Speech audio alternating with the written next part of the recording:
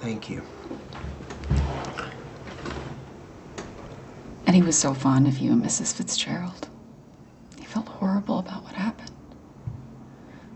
to both of you. Thank you for saying that, Mallory. But now it's not just me and my missing wife who've been affected. It's you too. You've had a loss. I'm very sorry for what you're going through. Thank you, Mr. Fitzgerald. That means a lot. I was very worried that you might have thought I had something to do with Mrs. Fitzgerald's kidnapping, but I didn't. I swear. That never even occurred to me, Mallory.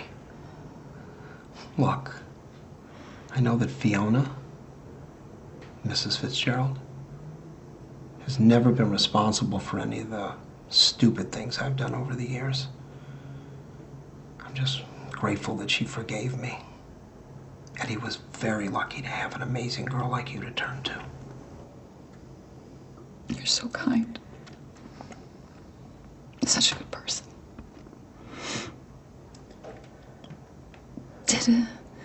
Did Eddie say anything to you? I mean, the last time you saw him? Well, I do know that he was suffering.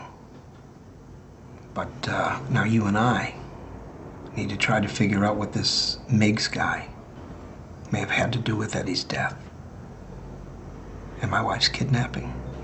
Did Eddie happen to say anything about Miggs to you? Just that he was one of the cops that Eddie paid off so he could keep selling drugs without getting busted. And like I said, he was at the memorial service. That does make sense. He's a cop after all, investigating Eddie's death. But he may have also wanted to make sure there were no loose ends if he was the one responsible. Anything else? Yeah. He got into a loud argument with another cop who was also there. And there was this dramatic woman with him. Dramatic? Like how?